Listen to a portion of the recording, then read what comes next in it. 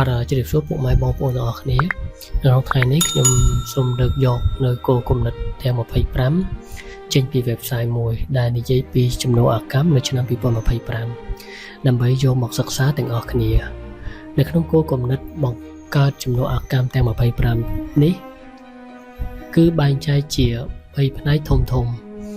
មានដូចជាគោលគំនិតចំនួនអាកម្មសម្រាប់ការច្នៃប្រឌិតគោលគំនិតចំនួនអាកម្មសម្រាប់ការវិនិយោគនិងគោលគំនិតចំនួនអាកម្មសម្រាប់ការធ្វើទីផ្សារហើយនៅក្នុងគោលគំនិតទាំងនេះគឺមានទាំងឱកាសនិងហានិភ័យប៉ុន្តែអ្វីដែលសំខាន់គឺយើងត្រូវចេះវិភាគថាមួយណាមានទម្ងន់ជាងឬក៏ស័ក្តិសមនឹងខ្លួនយើងក្នុងការធ្វើមុនយើងនិយាយពីចំនួនអាកម្មទាំង25ថាមានអ្វីខ្លះយើងត្រូវដឹងថាអ្វីទៅជាចំនួនអាកម្មមានបងប្អូនយើងមួយចំនួនបានដឹងហើយបងប្អូនយើងមួយចំនួនទៀតមិនទាន់បានដឹងនៅឡើយទេប្រសិនបើបងប្អូនដែលបានដឹងហើយអាចជួយចែករំលែកនៅក្រោមវីដេអូនេះផងដូច្នេះចំនួនអាកម្មគឺជាចំណូលដែលយើងទទួលបានចំណូលដទៃផ្សេងទៀតដែលយើងមិនបានធ្វើការងារខ្លាំងទៅលើវាឬអាចនិយាយម្យ៉ាងទៀតថាឲ្យលុយធ្វើការឲ្យយើងបើតាមភ្នាក់ងារ IRS International Revenue Service បាននិយាយថាចំនួនអាកម្មអាចមកពីប្រភពផ្សេងៗដូចជាការជួអចលនទ្រព្យអាជីវកម្មដែលមានរចនាសម្ព័ន្ធត្រឹមត្រូវការនិពន្ធសៀវភៅឬក៏ការវិនិយោគលើភាគហ៊ុនឡាក់និងឡាក់លើសពីនោះបើតាមលោក Todd Trasider ដែលជាគ្រូបង្វឹកផ្នែកហិរញ្ញវត្ថុនិងជាអ្នកគ្រប់គ្រងមូលនិធិការពារហានិភ័យចូលនិវត្តន៍បាននិយាយថាមនុស្សភាគច្រើនគិតថាប្រាក់ចំណូលអាកម្មគឺជាចំណូលដែលទទួលបានមកដោយគ្មានធ្វើអ្វីសោះហើយវាត្រូវបានគេប្រើពាក្យថាការទទួលបានភាពមានបានបែបរហ័សដែលភាសាអង់គ្លេសហៅថា get rich quick ប៉ុន្តែនៅក្នុងការអនុវត្តជាក់ស្ដែងវានៅតែជាប់ពាក់ព័ន្ធនឹងការងារដែលយើងធ្វើដដែលហើយយើងអាចធ្វើការងារបន្តិចបន្តួចឬធ្វើការងារទាំងអស់ជាមុនប៉ុន្តែប្រាក់ចំណូលអាកម្មជារឿយៗពាក់ព័ន្ធនឹងដំណើរការនៃការបន្ថយកម្លាំងពលកម្មឬភាសាអង់គ្លេសហៅថា leverage power ផងដែរយើងប្រហែលជាត្រូវរក្សាផលិតផលរបស់យើងឲ្យទាន់សម័យឬក៏យើងត្រូវថែទាំអចលនទ្រព្យជួលរបស់យើងឲ្យបានល្អដើម្បីរក្សាលំហូរចំណូលអាកម្មមួយនេះខាងក្រោមនេះគឺជាគោលគំនិតមួយចំនួនក្នុងការបង្កើតចំណូលអាកម្មទី1គោលគំនិតចំណូលអាកម្មសម្រាប់ការច្នៃប្រឌិត 1. ការសរសេរសៀវភៅអេឡិចត្រូនិកការសរសេរសៀវភៅអេឡិចត្រូនិកអាចជាឱកាសមួយដើម្បីទាញយកអត្ថប្រយោជន៍នៃការបោះពុម្ពបានតម្លៃទាបហើយថែមទាំងប្រើការចែកចាយទូទាំងពិភពលោកតាមរយៈ Amazon ដើម្បីឲ្យសៀវភៅរបស់អ្នកមើលឃើញដល់មនុស្សដែលមានសក្តានុពលរាប់លាននាក់សៀវភៅអេឡិចត្រូនិកអាចសរសេរខ្លីៗប្រហែលជា30ទៅ50ទំព័រហើយអាចមានតម្លៃថោកក្នុងការបង្កើតដោយសារពួកគេពឹងផ្អែកលើជំនាញផ្ទាល់ខ្លួនរបស់អ្នកត្រូវការខ្លាចជាអ្នកជំនាញជាក់លាក់លើប្រធានបទមួយប៉ុន្តែប្រធានបទអាចខ្លាចជាពាក្យកន្លឹះនិងប្រើជំនាញឬក៏សមត្ថភាពពិសេសខ្លះដែលផ្ដល់ឲ្យតែមួយចំនួនក្រៅពីធ្វើឲ្យអ្នកអានត្រូវការវាអ្នកអាចរចនាសៀវភៅឲ្យរហ័សតាមរយៈវេទិកាអនឡាញហើយបន្ទាប់មកធ្វើការតេស្តទីផ្សារខុសៗគ្នាទៅលើតម្លៃនិងចំណងជើងសៀវភៅប៉ុន្តែដូចគ្នានឹងការរចនាវគ្គសិក្សាដែលតម្លៃជាច្រើនកើតឡើងនៅពេលដែលអ្នកបន្ថែមសៀវភៅអេឡិចត្រូនិកបញ្ចូលជាមួយដោយទាក់ទាញអតិថិជនកាន់តែច្រើននៅក្នុងខ្លឹមសាររបស់អ្នកឱកាសសៀវភៅអេឡិចត្រូនិកអាចដំណើរការមិនត្រឹមតែចែកចាយព័ត៌មាននិងគុណតម្លៃល្អដល់អ្នកអានប៉ុណ្ណោះទេប៉ុន្តែថែមទាំងជាមធ្យោបាយជំរុញការចូលទៅកាន់ការផ្ដល់ជូនផ្សេងៗទៀតរបស់អ្នករួមទាំងវគ្គសិក្សាជាសំឡេងឬវីដេអូសៀវភៅអេឡិចត្រូនិកផ្សេងទៀតគេហទំព័រឬសិក្ខាសាលាដែលមានតម្លៃខ្ពស់ជាងនេះហានិភ័យសៀវភៅអេឡិចត្រូនិករបស់អ្នកត្រូវតែមានភាពរឹងមាំក្នុងការបង្កើតការតាមដានហើយបន្ទាប់មក វាអាចជួយបានប្រសិនបើអ្នកមានវិធីមួយចំនួនដើម្បីធ្វើទីផ្សារវាផងដែរដូចជាគេហទំព័រដែលមានស្រាប់ការផ្សព្វផ្សាយនៅលើគេហទំព័រដែលពាក់ព័ន្ធផ្សេងទៀតការលេចឡើងនៅក្នុងប្រព័ន្ធផ្សព្វផ្សាយឬ podcast ឬអ្វីផ្សេងទៀតដូច្នេះអ្នកអាចដាក់ការងារឲ្យបានច្រើនជាងមុនហើយទទួលបានមកវិញតិចតួចបំផុតសម្រាប់ការខិតខំប្រឹងប្រែងរបស់អ្នកជាពិសេសនៅពេលដំបូងហើយខណៈពេលដែលសៀវភៅអេឡិចត្រូនិកគឺបានរីកដុះដាលវានឹងជួយប្រសិនបើអ្នកសរសេរបន្ថែមហើយបន្ទាប់មកថែមទាំងបង្កើតអាជីវកម្មជុំវិញសៀវភៅឬធ្វើឲ្យសៀវភៅគ្រាន់តែជាផ្នែកមួយនៃអាជីវកម្មរបស់អ្នកដែលពង្រឹងផ្នែកផ្សេងទៀតដូច្នេះហានិភ័យធំបំផុតរបស់អ្នកគឺប្រហែលជាអ្នកខ្ជិះខ្ជាយពេលវេលារបស់អ្នកជាមួយនឹងផលប្រយោជន៍ដ៏តិចតួចនៅពេលដំបូងទី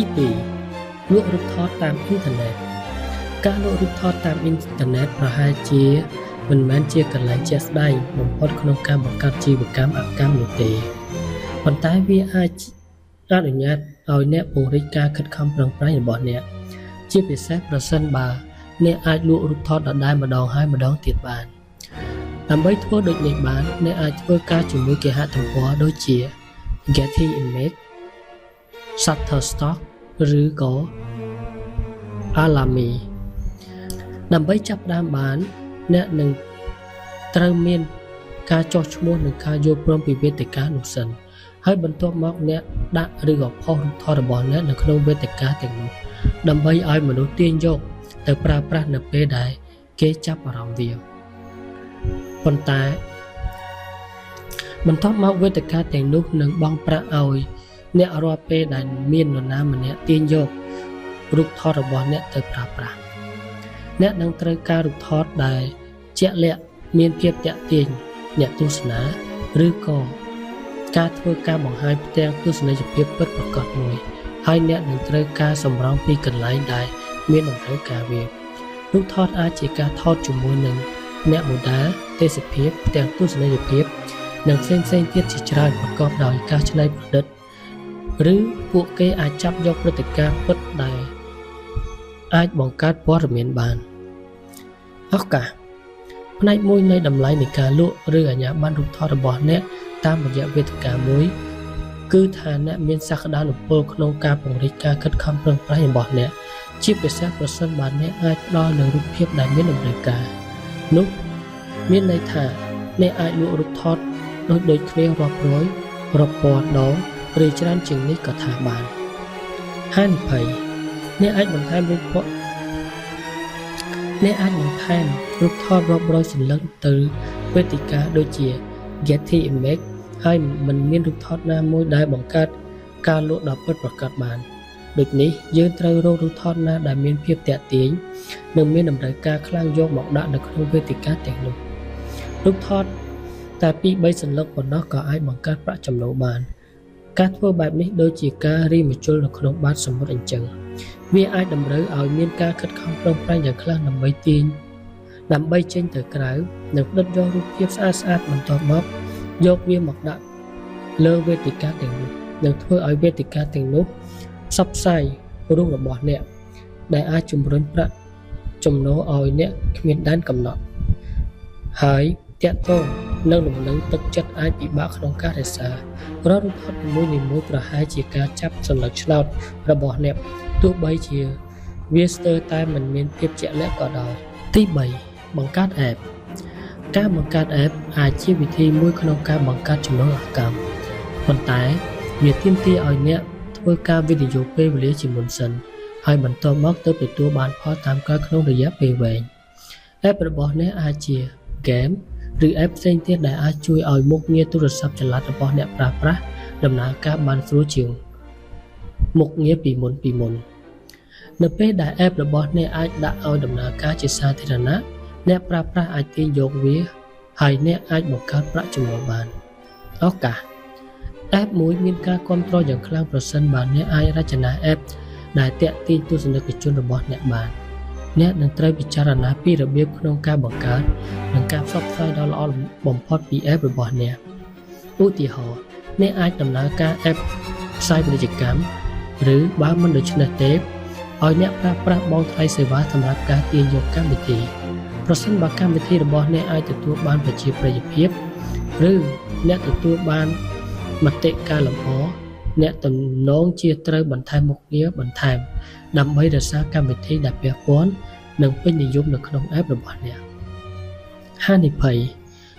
យដ៏ធំបំផុតនៅទីនេះគឺប្រហែលជាអ្នកប្រើប្រាស់ពេលវេលារបស់អ្នកច្រើនបំផុតដោយគ្មានបានកម្រៃប្រសិនបើអ្នកមានការតាំងចិត្តទាបគ្មានការតស៊ូឬគ្មានប្រាក់គ្រប់គ្រាន់សម្រាប់អនុវត្តលើគម្រោងនេះឬក៏ប្រាក់ដែលអ្នក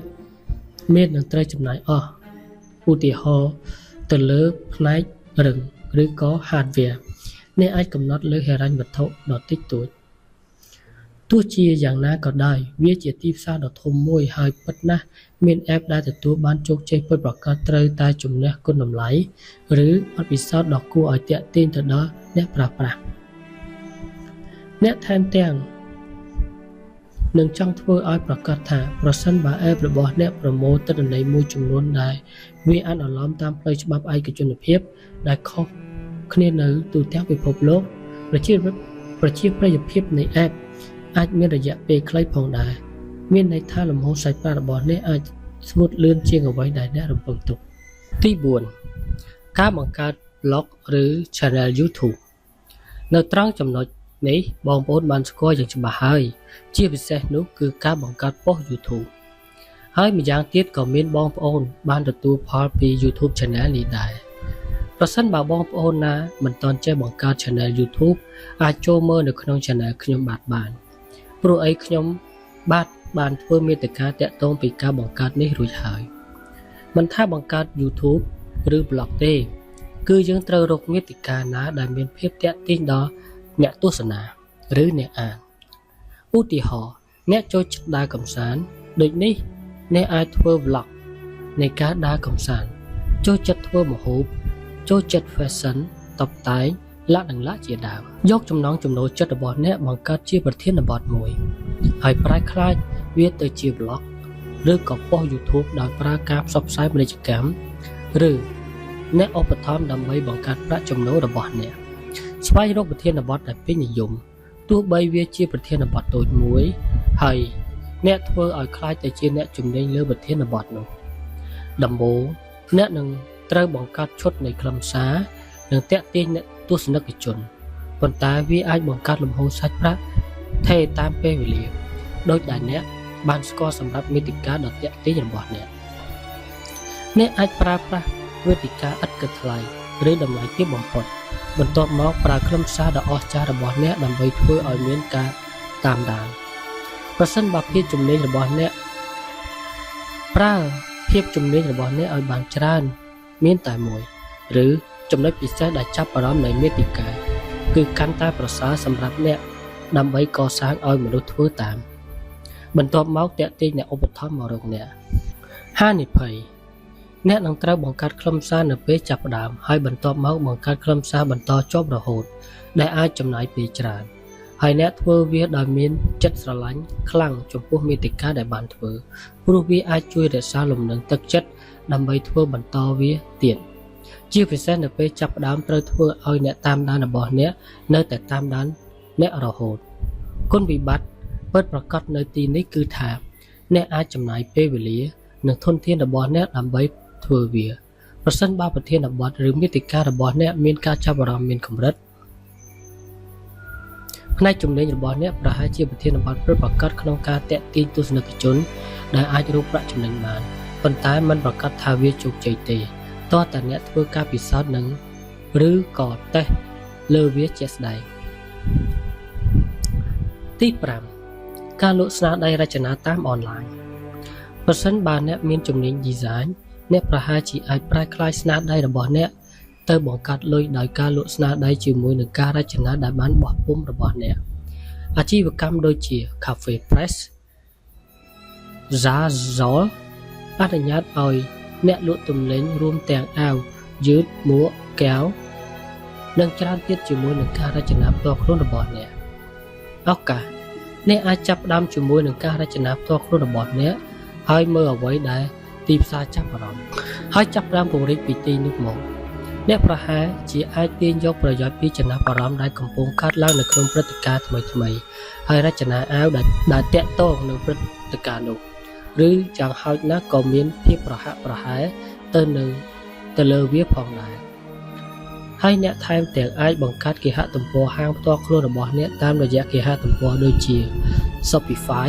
ដើម្បីធ្វើទីផ្សារទំនិញរបស់អ្នកហានិភ័យដៃគូបោះពុម្ពអនុញ្ញាតឲ្យអ្នកដឹកជញ្ជូនទំនិញដោយមិនចាំបាច់វិនិយោគដោយផ្ទាល់លើទំនិញដោយខ្លួនឯង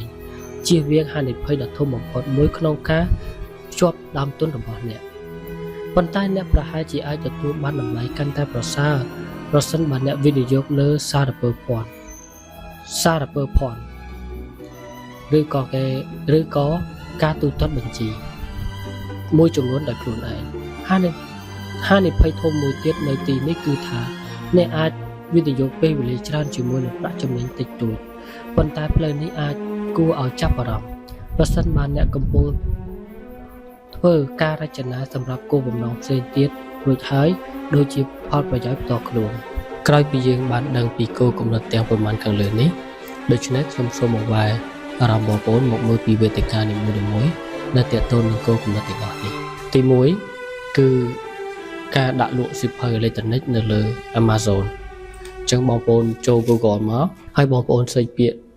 ថា Amazon Kindle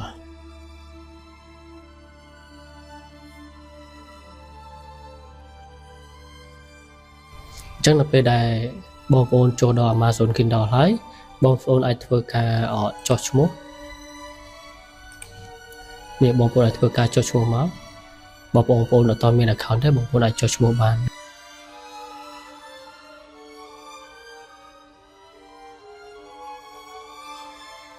អញ្ចឹងនៅពេលដែលបងប្អូនអាចបងប្អូនខ្លះគាត់មានសមត្ថភាពក្នុងការសរសេរសៀវភៅជាអេឡិចត្រូនិកគាត់អាចយកសៀវភៅរបស់គាត់ហ្នឹងដោយមានការ design ក្របអីត្រឹមត្រូវទៅលើការ design ក្របសម្រាប់ពេលនេះវាស្រួលគឺយើងអាចធ្វើការ design តាម website Canva ឬក៏ website ដទៃទៀតបានហើយយើងអាចយកមកដាក់លក់ទៅលើទីតាំងនេះបាន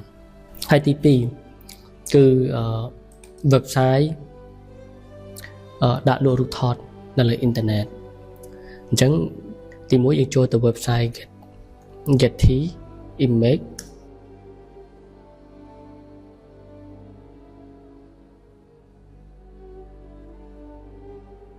នេះគឺជា website Getty Image ចឹងបងប្អូនធ្វើការចុះឈ្មោះទៅលើ website ហ្នឹងមក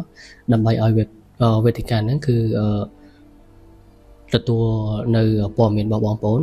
ក្រោយមកទៀតបងប្អូនអាចអ្នកដែលគាត់ចូលចិត្តដាក់ថតរូបចូលចិត្តមួយទៀតគឺអ្នកដែលពូកែទៅលើការថតរូបគាត់ professional ទៅលើការថតរូបផ្សេងហើយអ្នកដែលគាត់ចូលចិត្តថតរូបបានស្អាតគាត់ចូលចិត្តដើរលេងហើយថតរូបនៅទីកន្លែងដែលគាត់ដើរលេងហ្នឹងគាត់អាចយកមកផុសនៅលើ website មួយនេះបានដើម្បីរកចំណូលបន្ថែមពីការលក់រូបថតរបស់គាត់នេះ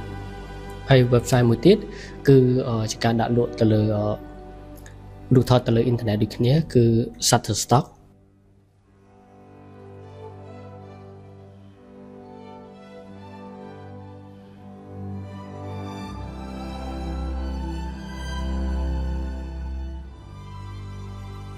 នេះគឺជា website របស់ Shutterstock អញ្ចឹងយើងអាចចុះឈ្មោះដូចគ្នាដែរហើយក្រោយមកទៀតយើងក៏អាចយករូបភាពទៅដាក់លក់នៅលើ website មួយនេះបាន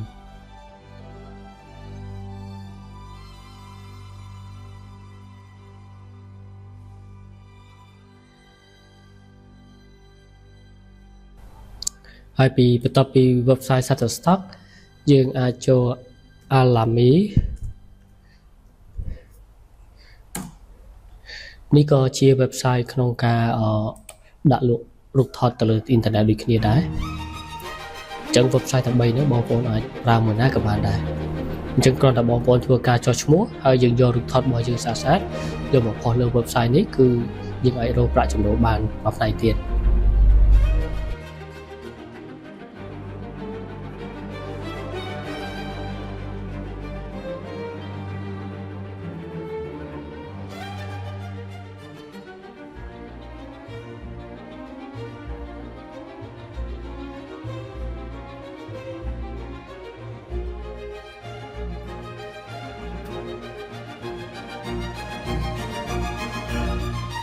ហើយតកតទៅនឹង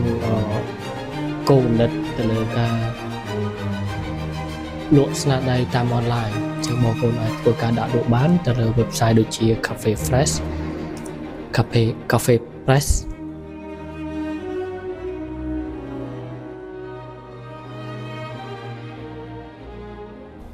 website មួយនេះយើងធ្វើការចុះឈ្មោះដូចគ្នាមកហើយយើងអាចដាក់លក់ទៅលើអ្នកដែលគាត់ពូកែទៅលើការ graphic design ផ្សេងៗក៏អាចដាក់លក់បានទៅលើ website នេះសិតតែគេដាក់លក់នេះដូចមានកាអាវ paper ផ្សេងៗខេសទូរស័ព្ទការ design កែវផ្សេងឬក៏យើងអាចដាក់ទៅលើ website មួយទៀតគឺ Zazol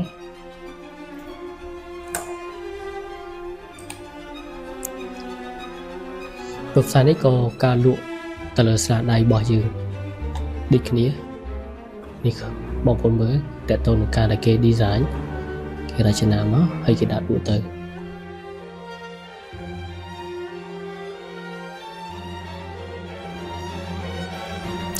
ចឹងនៅពេលដែលបងប្អូនទាំងអស់គ្នាគាត់អាចកែទៅលើដូចជា graphic design ទៅលើចូលចិត្តការថតរូបផ្សេងឬក៏ពូកែក្នុងការនិពន្ធសៀវភៅអីគឺគាត់អាចទៅលើ website ទាំងដែលបានបង្ហាញតែប្រហែលនេះក្នុងការយើងបង្កើតចំណូលបន្ថែមមួយផ្នែកទៀតពីអាជីវកម្មឬក៏ការងាររបស់យើងដូច្នេះគោលគំនិតទាំង5ខាងលើនេះទាក់ទងនឹងការបង្កើតចំណូលអកម្មរបស់អ្នកទៅលើផ្នែកច្នៃប្រឌិត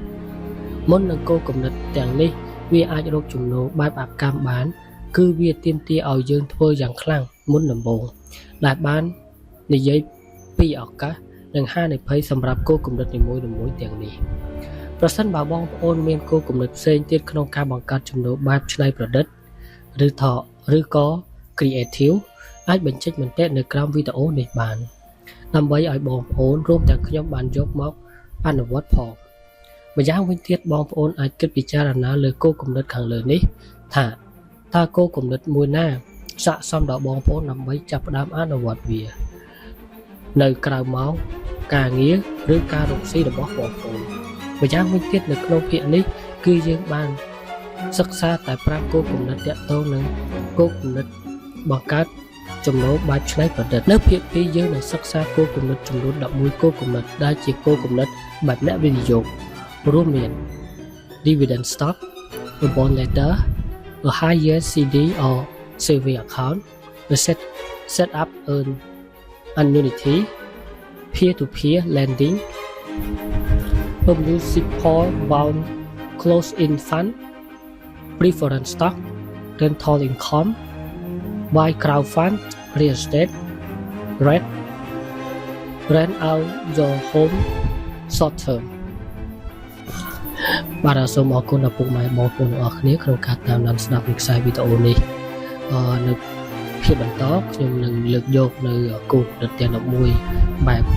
គោលគំនិតអ្នកវិទ្យុបកសិក្សាទាំងអស់គ្នាបាទសូមអរគុណសូមជម្រាបលា